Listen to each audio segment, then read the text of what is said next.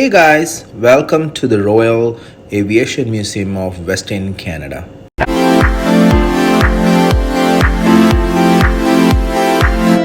That's the thermonuclear bomb right there. Wow. Okay. That's just the shell casing, though. It's empty. Yeah. Of course, we're not going to have a bomb here. But it would hold one bomb at a time. I'm the last person to fly that airplane. 1984. 1984. That's cool. A trick question for you. What are the wings and the body made of? It was designed as a passenger airplane in the U.S. Students always say, UFO, UFO. And I say, that can't be a UFO. And they say, why? Well, it's identified. You see it. Side. It's a missile, it's a laser. Self-propelled air-to-air missile. See the controls and all. I don't know what is this, but it looks complicated to be honest. The pilot trainer plane. Okay, this is a small trainer plane. Literally, you can see he's out. Just a couple of seats in the backside, and a lot of controls and all the things. And today we're gonna see a lot of information and gonna know a lot of things from guys here who's aviators and professionals. So you're gonna see a lot of things, you're gonna know a lot of things. Stay tuned and keep watching.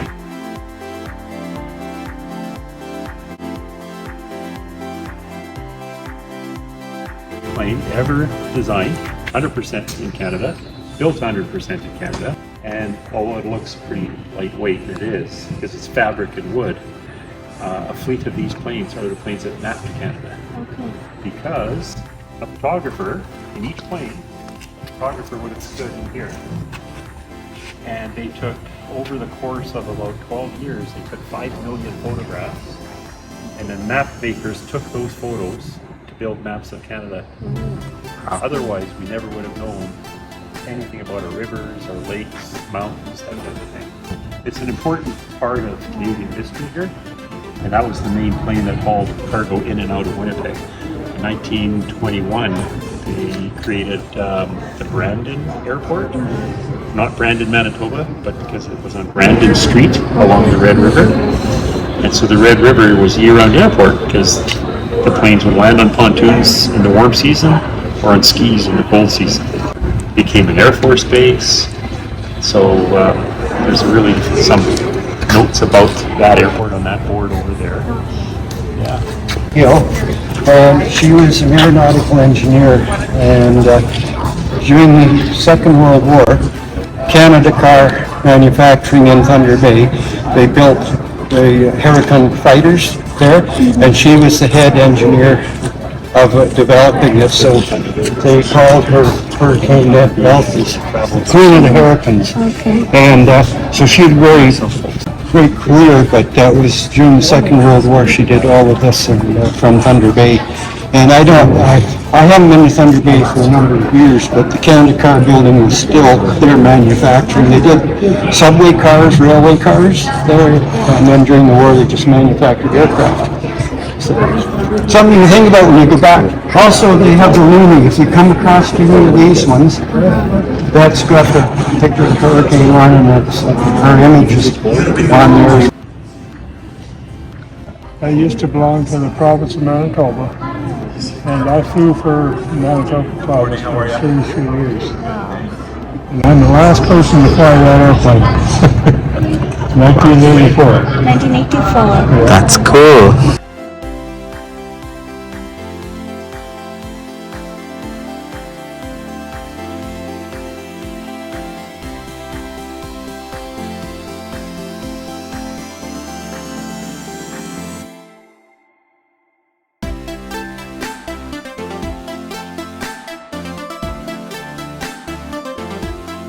Trick question for you.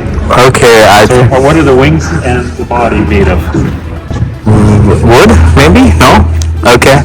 All fabric. Oh wow, okay, wow. There's such a shine to it. Like all the kids always say, well, that has to be metal wings and a metal body. The only metal really is the frame. Okay. And of course the pontoons. Okay. But this is as aircraft advanced through the years, like the first plane we saw, the all wooded fabric, was 1920s. Okay. Now we're into the late 20s. Now we're getting into metal, less wood. but it's still not a strong enough engine to carry an all-metal plane. Okay. Then you go 8 years later, now we've got an all-metal body, all-metal frame, all-metal on the pontoon, but it's still a fabric wing. So the wing is made of cloth. Wow. Okay. And then later on we'll get to the first all-metal aircraft, Air Canada's first passenger plane. Yeah. Wow.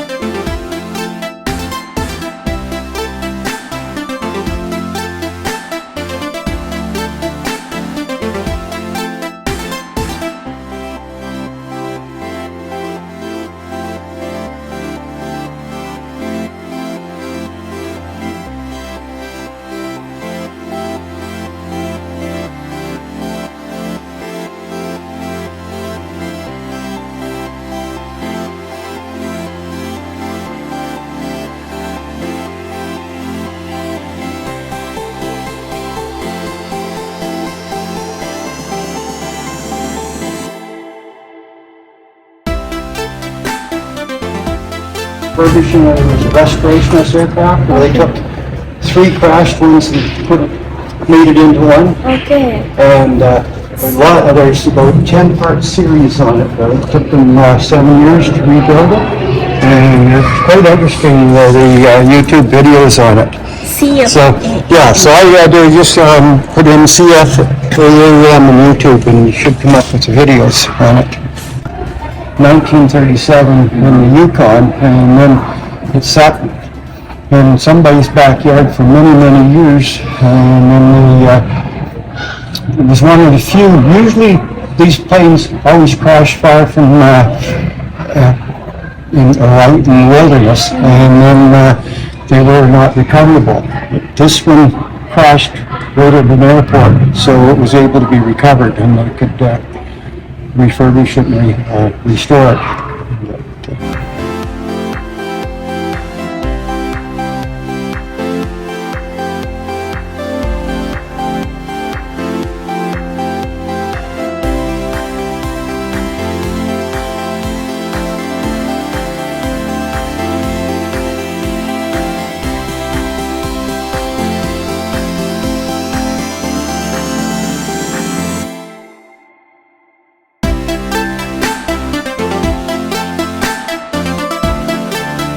It's a 50-seat plane.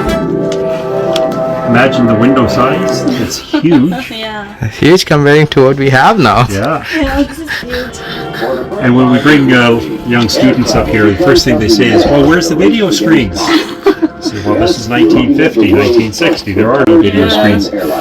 But we like to tell them that these planes still don't fly as high as planes do today. You know, quite a few thousand feet closer to the ground. Okay. So with that big window and flying over city to city, that's a video screen, because they're seeing things unfold before them in cities and towns and farms. So I think it would have been entertaining to fly in this and really just enjoy the view. The seats would normally be right to here. People didn't travel with luggage the way that we do today. Like, it feels like every time you're on a plane today, people emptied their house out and they want to carry it on the plane with them. So back then you were limited to this, and It's not going to fit anything which we have now. no. I mean, when people travel then, the gentlemen and ladies travel with a hat. They wanted a place for their hat, a place for a purse, maybe a man's small portfolio or a briefcase. They were quite happy to let all the rest of the luggage go to the back of the plane or underneath. Yeah. And the people that served you on the plane were not called stewardesses like they are today. Excuse me, they were not called flight attendants like they are today. They were called stewardesses because it was an occupation reserved for women. And men in aviation designed the planes, built the planes, maintained the planes, flew the planes. But the culture of the time was, men are not going to serve coffee and food. That's women's work, right? So don't kill the messenger here. And so it was a great job, though. These ladies really sought after the job. It was exciting and fun. Aviation was still new. Great way to meet people, make contacts, see more of the world, or at least your own country. But you were at worked at the behest of your employer. Your employer decided your hairstyle, your nail style, and also decided if they would allow you to marry and or have children. I mean, you could do that, of course, but and remain employed, because they preferred stewardesses to be single, unattached, not moms. And of course, that would never ever pass today, and nor should it. But that aviation reflects the culture of the time. So, smoking was not only allowed, but it was encouraged. Inside the flight? Oh yeah. So why it's not allowed now? Because it's unhealthy and unsanitary. That's the reason why, okay. Now, you'll notice, having said that, it says this, because when the planes were first designed and flown in the 50s and the early to mid 60s, you just smoked. Smoking was part of culture. And you didn't ask permission to light up, you just lit up. And if passengers forgot their smoking materials, the airline had happily provided it. So, Really? quite. But because this plane served Air Canada's needs right into the mid 70s, and smoking norms were changing slowly, it turned from allowing smoking in one part of a plane and not the others to no smoking on the plane at all. Hence, the signage had to keep up with the times. Okay. But in the first 15 years of flight of this Vickers Viscount, it would have been an all-smoking plane.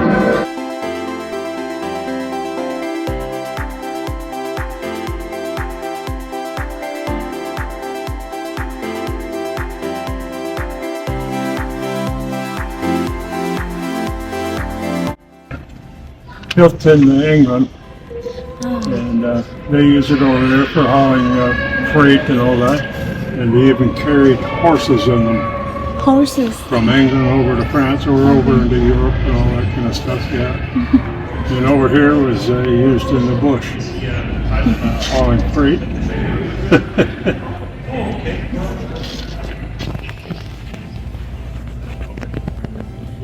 The door on the front of the airplane opens up so you can load big stuff in there. Cars, horses, and Air Canada. Air Canada. Trans-Canada Airlines. This one, right? This one? Apparently they had 9 or 10 of these when they first started. And Air Canada started right here in Winnipeg. Like a passenger one, right? Yes, Okay. 10 passengers. 10 passengers, okay. What the TCA means, though? Trans-Canada Airlines. Okay, cool. And they Wow. turned into Air Canada. Okay, cool. Trans-Canada's first passenger plane. 10 people. 10 Buy a people. ticket. It was expensive to fly. But ticket prices were high, right, compared to Oh, yeah, today. yeah, they were. I Compared heard, to what they are now. I heard quotes that round trips to Toronto were $200. That's in 1937 dollars.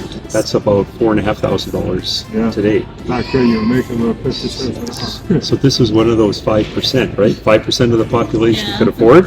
The rest of us said no. Until the bigger planes came. Then it became affordable. Earhart and her team flew on their ill-fated voyage over the Pacific when they were trying to complete their round-the-world tour. Yeah. And then they disappeared northeast of Australia in the Pacific. It was the same plane, but one model bigger. This is a 10-seater and hers was a 12-seater. But it's the same aircraft, Lockheed Electra, from the mid-30s. But they were never found, no? No, the plane or the occupants were never found. So this was still in service till past, like 2 years back. Wow, okay. Not in regular passenger service, but specialty tours. It's just showing it off. Yeah. If you want to go for a ride in it, you give it $10 or something like that, and away you go. Okay. Your world.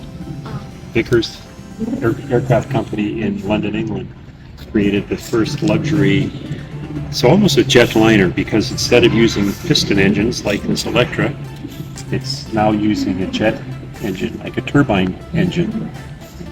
Although it's still a jet engine, but it's turning a propeller. So the thrust that moves the plane is still a propeller thrust, but now it's jet powered.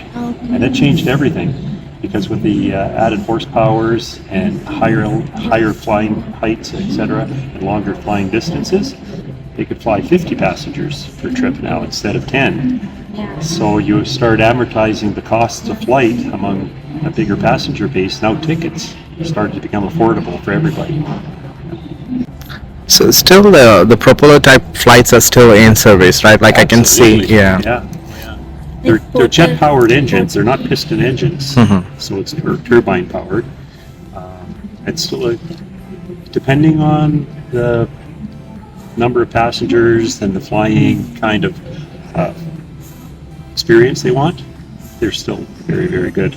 Like the Dash 8 is a very popular turbine powered but still propeller thrusted aircraft. Because when we were traveling back last time when we went to Montreal, we had like traveling in a propeller type flight, but like we were sitting closer to the engine, so we can literally feel the vibration. Yeah. Nice feeling. It's super vibrating, like really shaking the seats and all. Nothing compared to this.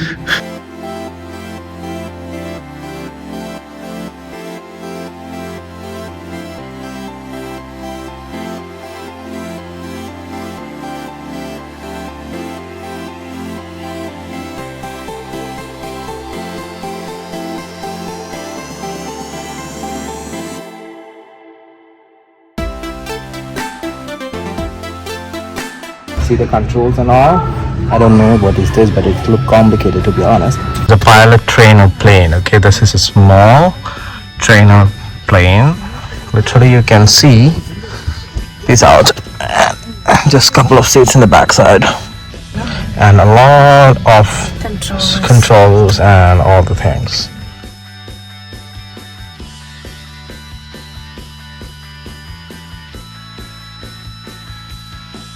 That's the thermonuclear bomb right there. Wow. Okay. That's just the shell casing, though. It's empty. Of course, we're not going to have a bomb here. But it would hold one bomb at a time. So we say UFO, UFO, and I said that can't be a UFO. And they say why? Well, it's identified. You see it. Side. It's a missile. It's a laser. Self-propelled air-to-air missile, and it is. See you guys on the next video at Jo-Amo Vlogs. Stay tuned. Bye bye.